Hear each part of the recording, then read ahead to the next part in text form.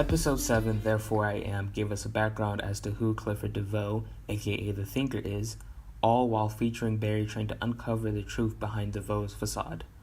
Hi guys, my name is Jobi-Wan and welcome to a channel in a galaxy far, far away. If you're new here, I make videos for The Flash and Arrow along with upcoming films from Marvel, DC, and Star Wars. First, the good, which is obviously the Thinker. I really enjoyed his flashbacks and learning about his origin. He wanted to expand his delivery of knowledge, so he has his wife create the thinking cap.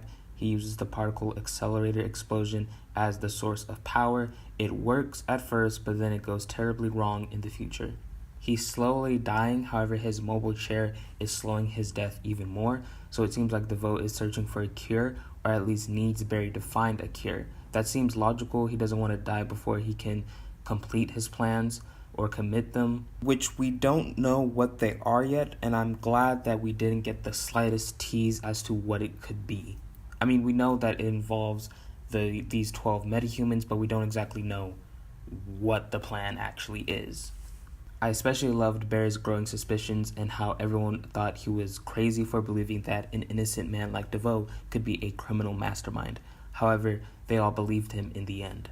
I thought what was really great is how Barry thought that revealing DeVoe as the Thinker was the real objective. However, DeVoe could care less that Barry knows that he's the Thinker. As long as he doesn't know what his plan is, then he's already lost, and he doesn't even know it, as he put it. So it's not like Barry can go to the police and say, I have the Thinker, I have DeVoe, he's the criminal mastermind. So far he hasn't done anything wrong, so he has no grounds to arrest him or press charges. He just knows that DeVoe is his enemy after Kadabra and Savitar both mentioned them last season. So Barry and all of Team Flash really are going to have to do things differently with this character. They're going to have to think outside of the box if they want to defeat DeVoe. Which leads into my next question / concern, but not like a bad concern, more of like a curiosity. How will Team Flash defeat DeVoe? Clearly, DeVoe has thought of every possible outcome to whatever Team Flash will do to stop him. Savitar did mention that the cerebral inhibitor was used against DeVoe.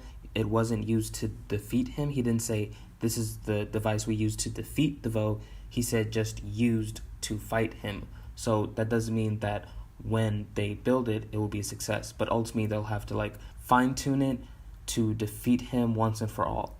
That will involve the team thinking outside of the box. As I said before, they'll need something that DeVoe hadn't thought of to implement into the inhibitor or whatever other device or method they use to defeat him in the finale.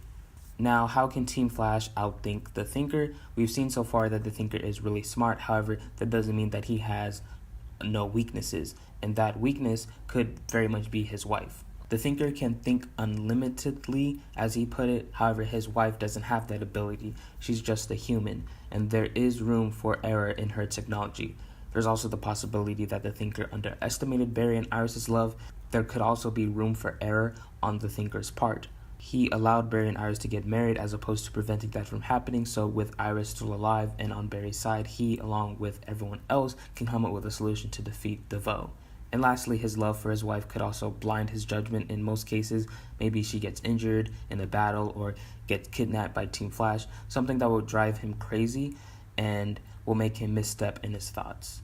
These are all theories and speculations on how Team Flash can defeat DeVoe. Nothing is set in stone. We'll just have to wait and see how everything plays out in the later episodes.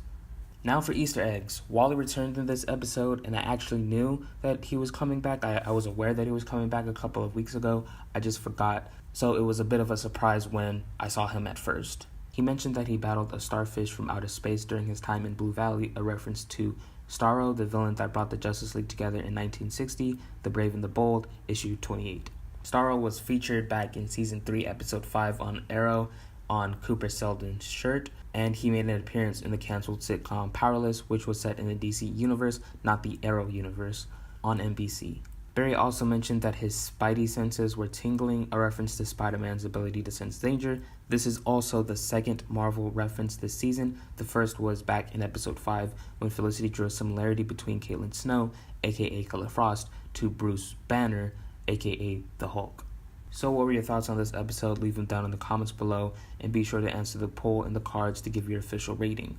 The first half of the crossover has aired. I'll get my video out for those episodes later on in the week. If you're wondering why I post episode reviews a week later, it's because I have other commitments, school, family, friends. It's mostly school that takes a big portion of my time, so I have to get my homework done first before I can start making videos. Otherwise, I'll be really behind in my schoolwork.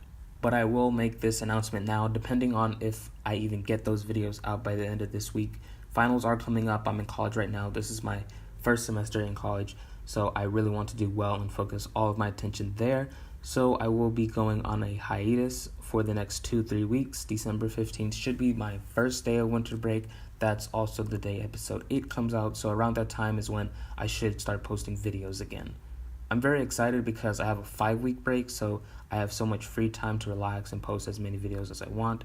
I heard an Infinity War trailer is coming soon during that time of when I should be on my hiatus. If it does drop, and I highly think that it will, I'll totally make a reaction and a breakdown video for it.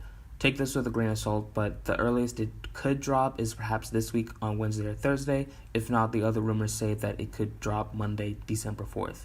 Either way, keep your ears peeled. Episode 8 is coming out in theaters soon, so there's no way they won't attach a trailer to it, which means that they'll have to drop it on the internet first.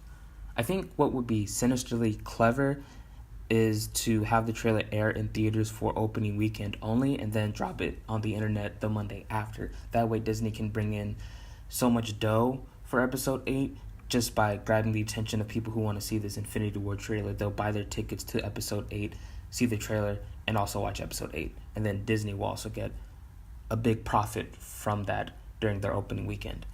If that's the case, then I'm actually all for it. I would support that so much. If you want to catch all of my videos for the crossover and the Infinity War trailer, you can subscribe with notifications on, give this video a thumbs up if you liked it, and other than that, my name is Jobi-Wan. May the Force be with you, and have a marvelous day from the LA to the DC.